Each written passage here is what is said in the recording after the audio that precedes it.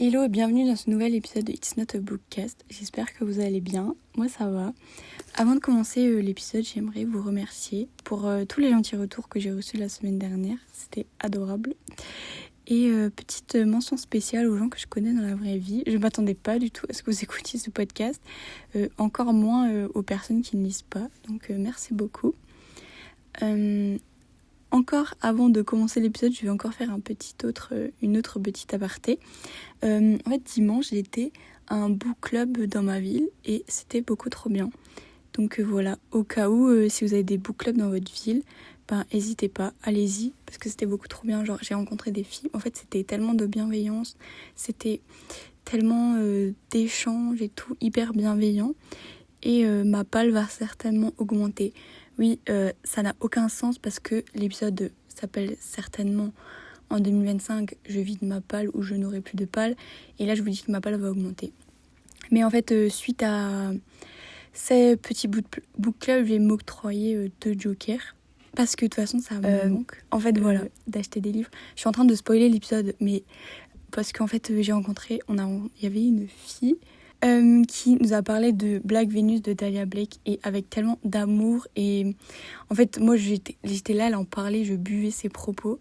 Genre, en fait, c'était trop beau. En fait, si vous comprenez certainement de quoi je parle quand quelqu'un vous parle d'un livre avec autant de passion et elle le défendait tellement bien que je vais certainement craquer. Enfin, je me sens obligée. Genre, clairement, si je craque pas, c'est que j'ai pas compris l'après-midi. Voilà. Et en fait, on a aussi reçu un petit cadeau à ce book club. On a reçu le tome 2 de la saga Westwell de Lena Kiefer, publié aux éditions Nox Roman. Donc j'achèterai certainement le tome 1. Et en fait, ces 2 livres, on va dire que c'est un peu des jokers quand j'en aurai marre de vider ma palle. Voilà. Donc c'était beaucoup trop bien. Et je vous mettrai sinon l'Insta du book club si ça vous intéresse. Comme ça, si vous habitez pas loin, peut-être que vous pourriez y aller. Voilà. Donc aujourd'hui, on va aborder le sujet de la pile à lire ou de la palle, si certains ne savent pas ce que ça veut dire. Et du coup, parmi mes objectifs de lecture cette année, je me suis fixée de vider ma palle. Et vraiment, c'est un objectif que je veux tenir. En fait, pour moi, ça va vraiment être de la discipline parce qu'en fait, je n'en peux plus. J'ai longtemps eu une palle qui était entre 30 et 50 livres et j'ai clairement changé mon état d'esprit face à ça. En fait, je sais que certains, ça peut les rassurer d'avoir une grande palle. En fait, moi, c'est plutôt une source d'angoisse. Oui, c'est une source d'angoisse, on s'entend parler, hein, il y a tellement plus grave dans la vie. Mais c'est juste que ça me met une petite pression autour de la lecture et je ne veux plus. Et en fait, c'est surtout que j'aimerais clairement changer mon mode de consommation. Donc vraiment acheter des livres qui me plaisent, que j'ai vraiment envie. Et l'idée finale, ce serait vraiment d'acheter au compte-gouttes et de plus accumuler des livres parce que j'ai eu des impulsions où j'ai acheté des livres. Voilà. Et voilà. Vraiment, le but, c'est d'arriver au point où je peux acheter uniquement selon mes envies du moment et sans me sentir obligée de lire ce que j'ai déjà. Me sentir obligée, on n'est jamais obligé de rien, c'est sûr, dans la vie. Mais en fait, c'est surtout que j'aimerais me détacher aussi du fait d'acheter un livre parce qu'il est tendance sur Bookstagram. Et après, en fait, il y a plein de livres que j'ai achetés pour cette raison-là. Et en fait, si je les lisais pas tout de suite, après, ils me donnent plus envie. Parce que c'était pas vraiment de mon instinct, de mon instinctive. Mon initiative, voilà. C'était pas un achat qui était mené par mon initiative propre. Et du coup, ce qui fait que j'ai beaucoup de livres qui dorment actuellement sur l'étagère. Je sais même plus comment on appelle ça. Attendez, je vais regarder. Donc en fait, qui dorment sur mon chariot Ikea. Voilà, je pense que beaucoup de lectrices ont le même chariot. Mais voilà, moi, c'est mon chariot qui comporte ma palle et je l'ai clairement à côté de mon lit. Du coup, elle me regarde tout le temps. J'y pense tout le temps. J'abuse, hein. J'en rêve même la nuit. Non, mais du coup, c'est vraiment... En fait, je veux plus. Après, je sais pas du coup ce que je vais mettre dessus après. De toute façon, j'ai bientôt plus trop de place dans ma bibliothèque. Donc, peut-être que je mettrai mes coups de cœur dessus. Enfin, je sais pas. À voir. De toute façon, j'en suis pas encore à ce niveau de savoir ce que je mettrai sur ce chariot quand il sera plus rempli. Après, j'aurai toujours une petite palle, mais j'aimerais plus avoir une palle qui dépasse les 5 livres. En fait, pour vraiment lire... Puis en fait, il y a plein de nouvelles sorties aussi qui me tentent actuellement, et du coup que je lis pas. Et je remarque aussi que du coup, il y a un décalage aussi. Du coup, il y a plein de sorties que je loupe actuellement, mais c'est pas grave. C'est pour mieux repartir plus tard, évidemment. Et je pense que je suis pas du tout la seule dans ce cas-là à avoir une grande palle. Après, je sais que du coup, pour moi, là, j'ai commencé l'année, j'avais 25 livres dans ma palle. Donc pour certains, c'est peut-être une petite palle. Hein. Mais bon, comme je disais, j'en avais plus de 50 à un moment.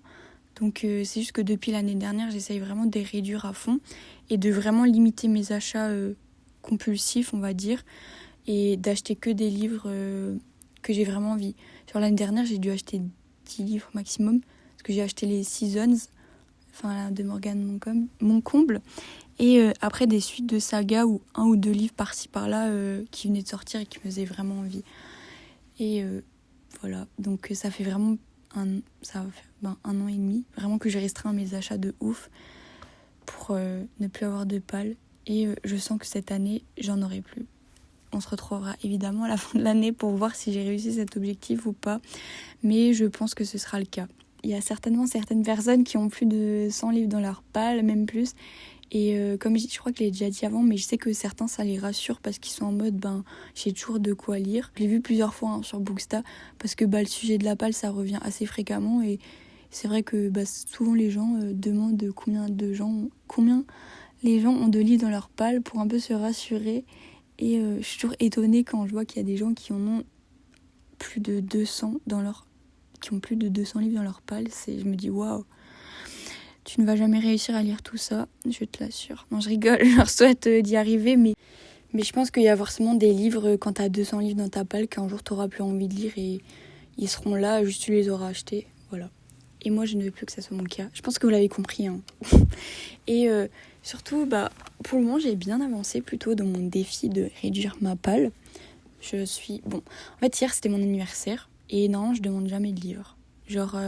Parce que j'en ai assez. Et du coup, c'est vraiment pas un truc que j'ai besoin. Mais j'avais quand même demandé les deux nouvelles BD Lou Sonata qui étaient sorties l'année dernière et l'année d'avant. Et parce que je m'étais dit que c'est des petites lectures que je pourrais lire entre 2 livres pour un peu aussi avoir un peu de nouveauté. Et puis voilà, la BD Lou, c'est la BD de mon enfance, donc elle a une place spéciale dans mon cœur. Et puis ma mère, elle me l'offrait toujours à mes anniversaires. Donc voilà, c'est un petit cercle qui se termine. Et en fait, j'ai aussi reçu 3 autres livres d'une copine. Donc voilà, c'était pas prévu, mais c'est des petits livres, c'est Vers la beauté et Deux sœurs de David Fuenquinos. Donc c'est des livres qui s'écrivent rapidement et c'est vrai qu'en soi c'est pas plus mal parce que au moins ça me fera un peu couper parce que ça fait du bien parce qu'en fait là je me force à lire les livres que j'ai, hein. Bien sûr c'est des livres que j'ai envie de lire, certains plus que d'autres, hein, bien sûr on s'entend. Mais voilà, au moins ça me fera un peu couper. Donc ma palle qui était passée à 18 est sans doute remontée à... Donc j'ai de nouveau 22 livres, je pense, à peu près. Voilà. Et surtout, là je regarde ma palle et je vois que j'ai quand même... Il y a au moins, attendez... Donc j'ai fini de compter, mais j'ai quand même 14 livres là que je regarde en face de moi qui sont des romances.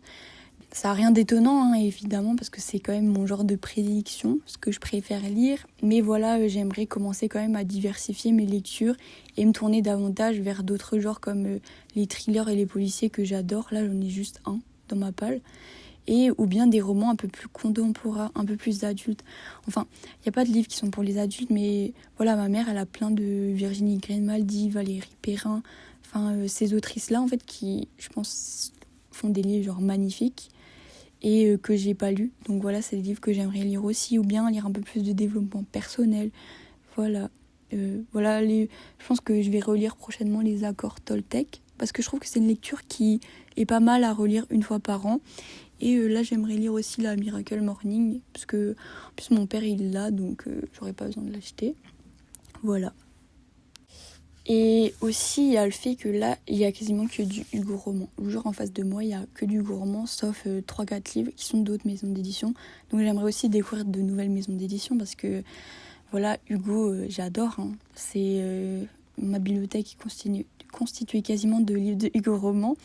Mais voilà, genre, il y a plein de nouvelles maisons d'édition qui ont ouvert ou bien qui se démarquent que j'ai envie de découvrir. Mais bon, ce sera plus pour la fin d'année. Bon après voilà, je sais qu'aussi là j'ai lu quelques livres sur Kindle parce que voilà, j'ai envie de lire aussi des livres qui me plaisent, genre je me force pas non plus à que lire des livres qui sont dans ma palle. Évidemment, il faut que ça reste un plaisir et pas un supplice, évidemment. Et voilà. Maintenant, on va aborder un autre petit point. Comment accumulons-nous tous ces livres? Ah là là. Donc voilà. De mon côté, il y a plusieurs raisons qui m'ont donné cette accumulation. Vraiment, le plus gros fléau, ça a été les festivals littéraires. Donc j'ai été 3 ans de Suisse au FNR, donc au Festival New Romance, au CAO, qui est organisé par la maison d'édition Hugo Roman.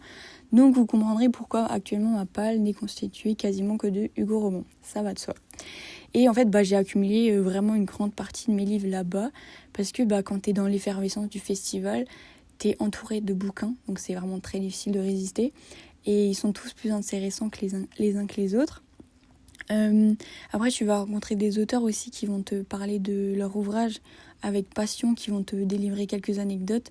Et du coup, tu vas être là, bien sûr que je vais te l'acheter ton livre, genre, il a l'air trop bien. Et puis, t'en parles avec tellement de passion que oui, je vais l'acheter, j'y vais.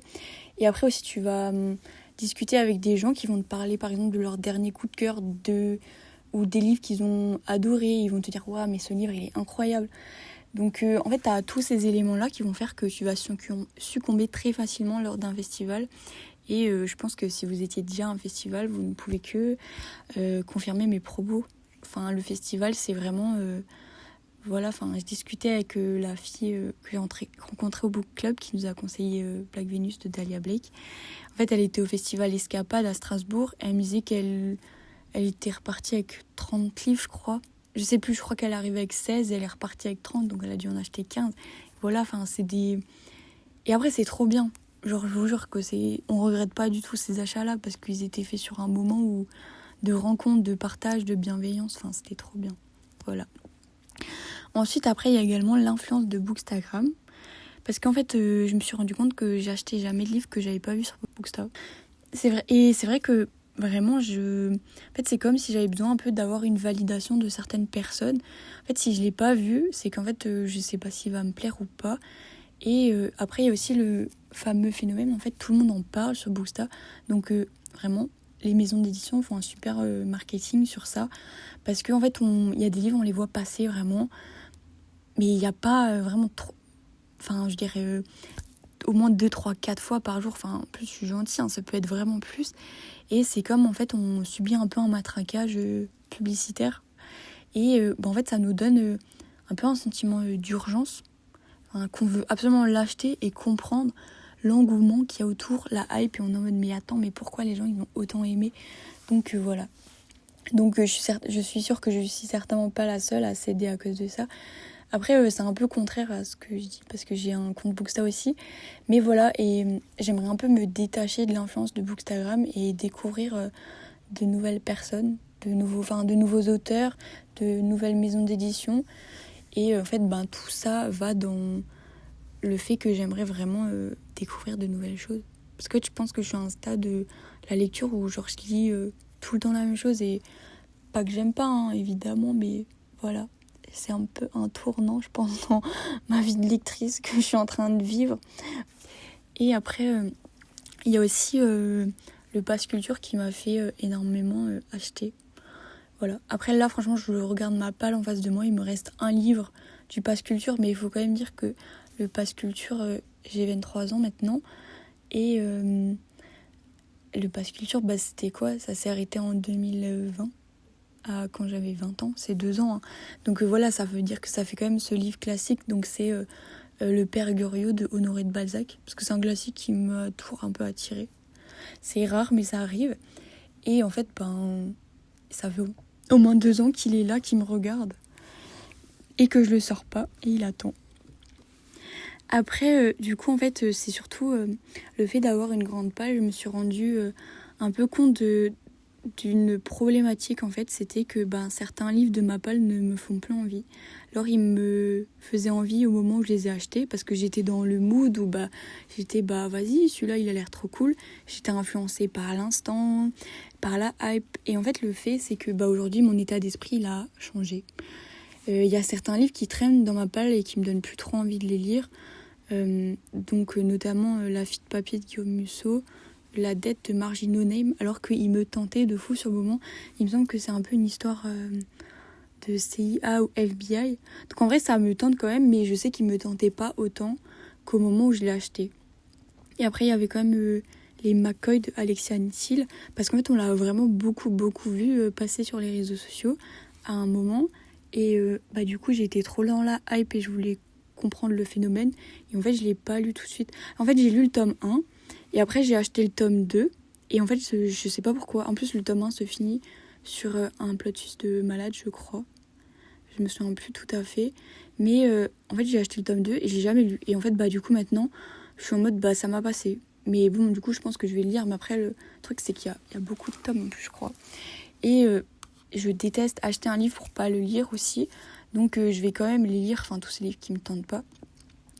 Et après il y a aussi des livres qui me tentent. Là je vois il y a Magnolia Parks, mais du coup il est en anglais et en fait c'est ça, j'ai la flemme de lire en anglais parce que je lis moins vite. Mais du coup il faut que je me pose un moment et je me dise allez let's go je le lis. Il y a Les oiseaux de la liberté de Hossein Ghanem qui est quand même dans ma palle et qui me fait beaucoup envie, mais c'est une bricasse. Donc je repousse. Et on a Absolu de Margot Dessen qui est une dystopie. Donc ça en vrai c'est cool parce que je vais le lire, mais il me semble en fait que le tome 1 se finit sur un plot twist aussi. Et du coup je me dis qu'en fait il me faudra absolument le tome 2, donc je pense le lire quand j'aurai un peu diminué ma palle. Après je me dis ça, mais si à un moment j'ai envie de le lire, enfin moi je fonctionne souvent au feeling. Genre je me prépare pas de palle du mois. C'est en fait quand je finis un livre, après je me pose comme ça, je les regarde, je regarde mes livres et je me dis ok, qu'est-ce que j'aimerais lire. C'est surtout qu'en fait je me suis rendu compte que j'ai plus forcément envie de lire des livres 2 ans après. Voilà, et je ne veux plus que ça soit le cas. C'est pour ça que vraiment je veux acheter au compte-gouttes parce que comme ça il me fait envie, je l'achète, je le lis tout de suite.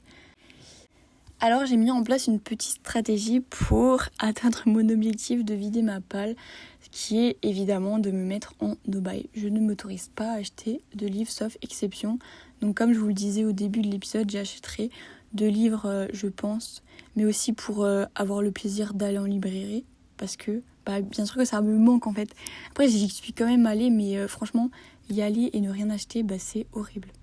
C'est horrible. Genre c'est frustrant en fait.